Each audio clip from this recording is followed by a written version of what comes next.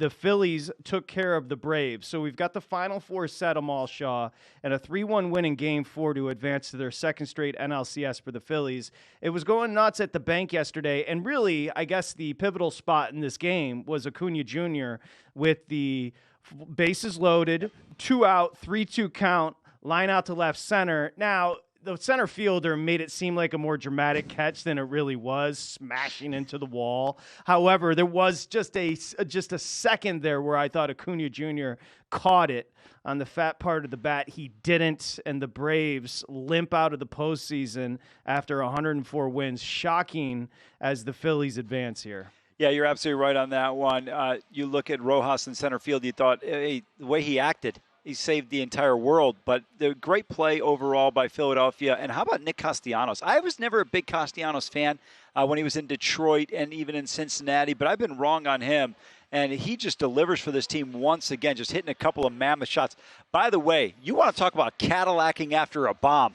Holy cow, this guy was sitting there like he was at McCarran Airport waiting on an Uber. He was standing so long at home plate. Yeah. I couldn't believe it. He was feeling himself. He was. I was surprised that he set the record. He's the first player in MLB postseason history to go back-to-back, get 2-run jacks in back-to-back games. That's a little surprising, no? I was too. I was a little bit surprised when I heard that. And give these guys credit, though. Trey Turner, Castellanos. If you are the Philadelphia Phillies, this is why you brought Bryce Harper in. I was extremely critical of the contract they gave him. I thought it was a terrible decision. Again, as I said about Castellanos, I was wrong, and I'm wrong about the Bryce Harper deal. Now you got Trey, you got Castellanos, you got Bryce Harper, JT Realmuto. Patrick, this team is here for the taking. You're going to have Zach Wheeler go in game number 1. You're set up perfectly. Nola has pitched extremely well. Ranger Suarez has been tremendous. Didn't expect this out of him.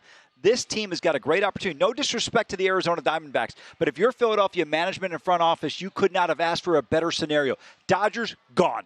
Braves, gone. Now you have an opportunity. It could be Houston or Texas. Doesn't make a difference. You're going to play in warm weather either place, 2 domes. And then Philadelphia, what an opportunity for the Phillies.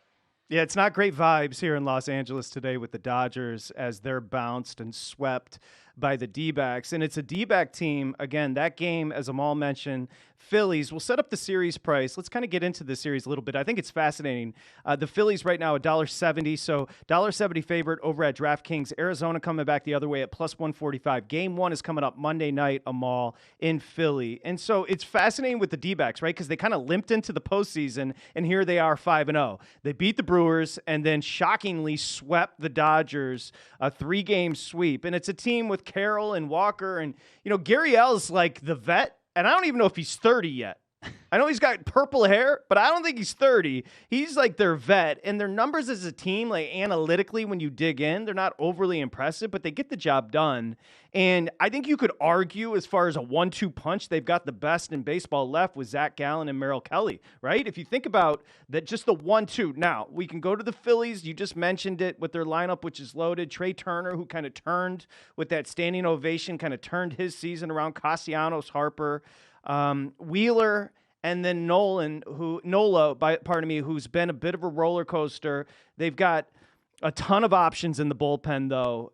They've won the season series 4-3, they being the Phillies over the D-backs. Do you agree right now, and we'll get to the AL, Gallen and Kelly, the best 1-2 punch? For me, it's not that close right now. Look, you can make the argument for Verlander and Framber. Framber hasn't pitched great. Verlander's not quite the same pitcher he was last year when he won the Cy Young. Zach Wheeler, I think, is still the best pitcher going in the postseason. However, I do believe with you, there's a drop-off when you get to Nola. Merrill Kelly and Zach Allen have an opportunity to really put this team on its back. You mentioned the 4-3 series win for Philadelphia this year during the regular season. This should be a competitive series. I give the edge to Philadelphia. I just think even though the price is a little bit high at minus 170, it's not a bad play. Dustin mentioned it yesterday, and you talked about it as well. Being at Citizens Bank Ballpark, it seems like it's a real home field advantage. They took care of business against an elite Atlanta team who won 104 games, tied the Major League record for regular season homers during the season. I think it's a great opportunity when you look at the Philadelphia Phillies and what they're trying to accomplish and win a World Series. I mean, you got the Phillies having tremendous success across the parking lot. The Eagles are playing great football at 5-0. So this should be a rocking time to be in Philadelphia right now. It's going to be nuts. It really is. And, they're wearing the crown right now as the best fan base because you mentioned the Eagles and Phillies. And by the way, that big parking lot in the middle of Philadelphia, they both play along with the Flyers and 76ers in the same parking lot there. It's going to be freaking crazy in Philadelphia. It's also going to be crazy in a state. You lived in Dallas. You lived for a long time. However, you didn't live in Arlington. You didn't live in Houston. Same division, same state. We get going with the AL on Sunday. Rangers, Astros. Astros right now over at DraftKings, $1.40 favorite. You come back with the Rangers at plus 120. So the Rangers swept the Rays them all. They swept the Orioles, akin to what the D-backs have done. They're 5-0 in the postseason. That huge postseason, which generally doesn't pay off when you splurge on players. I would say, and you've mentioned it many times, maybe the underrated signing was Bruce Bochy, but Seager and others, it's an offense that is really, really, really good. Obviously, the Scherzer piece is a question. Will he be able to pitch in the ALCS? If not, Jordan Montgomery is a legit ace at this point. They got from the Cards. Evaldi all of a sudden is pitching better. If there's a weakness for this team, I would point to the bullpen. I don't know about you. I would just say compared to the others, I don't know if I trust the Rangers bullpen as much. Completely agree with you. A few things to address there. First of all, this is a big series for just people in Dallas, right? In baseball, they've always been second fiddle to the Houston Astros. Now you have an opportunity to destroy a team that's been to 7 straight LCSs and just done a great job. And you mentioned it. Let's break it down from the managerial standpoint. Bruce Bochy's going to the Hall of Fame. He won 3 World Series in San Francisco for people that may be unaware, 2010, 12, and 14. Dusty Baker finally got a World Series ring. The knock on Dusty was he could get that team to the postseason, couldn't get over the hump. Remember, they had that 3-2 lead against the Angels, couldn't close that one out with Russ Ortiz having pitched so well in game number 6.